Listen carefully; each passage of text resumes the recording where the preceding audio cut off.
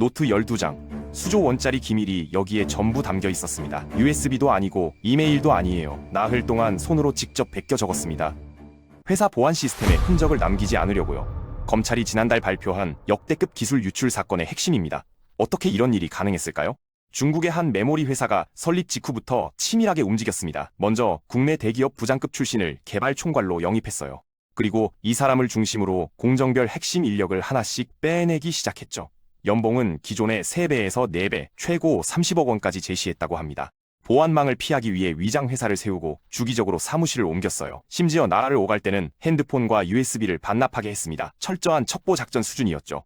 그런데 진짜 소름 끼치는 건 유출 방식이에요. 디지털 시대에 손으로 직접 베껴 적다니요. 당시 세계에서 유일하게 해당 기술을 보유했던 회사의 600단계 제조 비법이 노트 12장에 담겨 바다 건너로 넘어갔습니다. 검찰은 필체 감정으로 범인을 특정했고 현재 이 인물은 인터폴 적색 수배 중이에요. 여기서 끝이 아닙니다. 이 회사는 장비 납품 업체를 통해 또 다른 경쟁사의 기술까지 확보했어요. 두 회사의 노하우를 합쳐 자기들만의 공정을 완성한 거죠. 검찰이 양측 자료를 대조한 결과 일치율이 98%가 넘었습니다.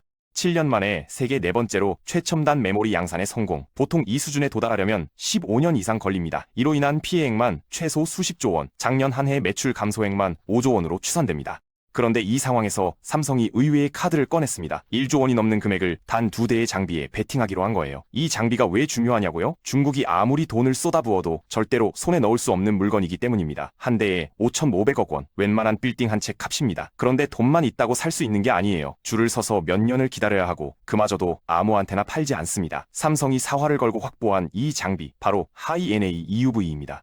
반도체 만드는 과정을 쉽게 설명하면 이래요. 실리콘 판 위에 아주 정밀한 그림을 그리는 겁니다. 빛으로 회로를 새겨 넣는 거죠. 이때 그림을 그려주는 게 노광 장비예요. 얼마나 가는 선까지 그릴 수 있느냐가 반도체 성능을 결정합니다. 기존 장비도 대단한 물건이었어요. 극자외선이라는 특수한 빛으로 머리카락 굵기에 수천 분의 1 수준까지 회로를 그릴 수 있었거든요. 문제는 인공지능 시대가 열리면서 이것만으로는 부족해졌다는 겁니다. 더 많은 회로를 더 빽빽하게 집어넣어야 하는 상황이 됐죠. 여기서 등장한 게 하이-NA입니다. 쉽게 말해 빛을 더 많이 모을 수 있는 렌즈를 달았어요. 빛을 한 곳으로 더 정밀하게 집중시키는 기술이죠. 덕분에 같은 공간에 거의 2배 가까이 촘촘하게 회로를 새길 수 있게 됐습니다. 이 장비를 만드는 회사는 전 세계에 딱 하나뿐이에요. 네덜란드의 ASML이죠. 독점이라는 말도 부족합니다. 지구상에 이걸 만들 수 있는 곳이 여기밖에 없어요. 그래서 물건을 파는 쪽이 오히려 갑 역할을 해요. 주문해도 몇 년을 기다려야 하는 희귀한 경우죠. 재밌는 건 ASML조차 이 장비를 혼자 못 만든다는 점이에요.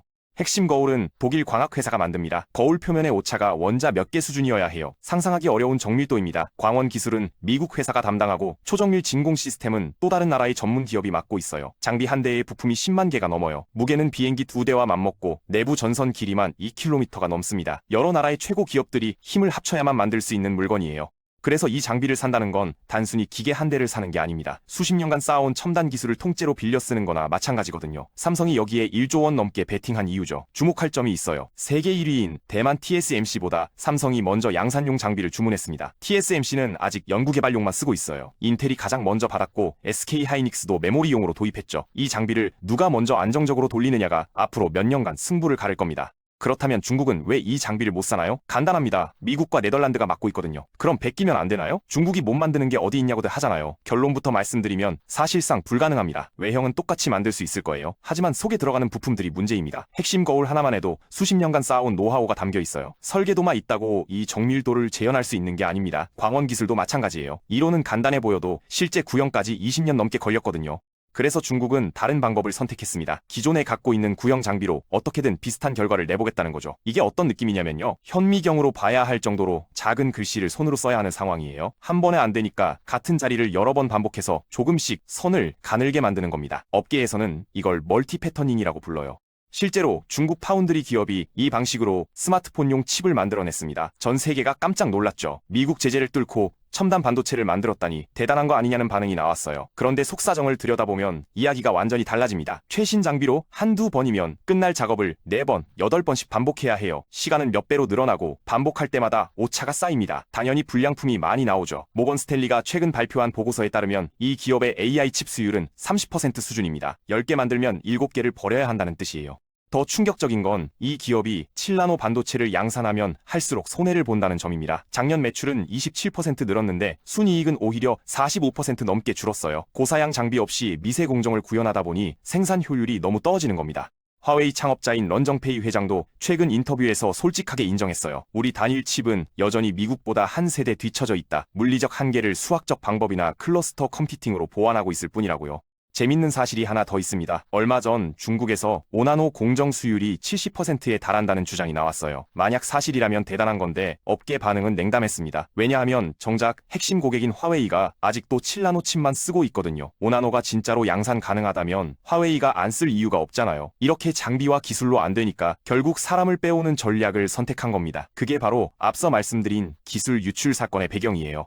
그럼 앞으로 어떻게 될까요? 솔직히 말씀드리면 중국을 영원히 막는 건 불가능합니다. 그들은 불가능해 보여도 끝까지 밀어붙이는 나라예요. 기술 유출로 촉발된 그 중국 메모리 회사, 내년에 고대 역폭 메모리 양산을 시작하겠다고 선언했습니다. HBM이라고 불리는 이 제품은 AI 반도체의 핵심이에요. 유출된 기술을 바탕으로 우리 기업들을 빠르게 추격하겠다는 뜻이죠. 하지만 확실한 게 있습니다. 시간은 벌 수 있어요. 그리고 그 시간 동안 얼마나 앞서 나가느냐가 승부를 가릅니다.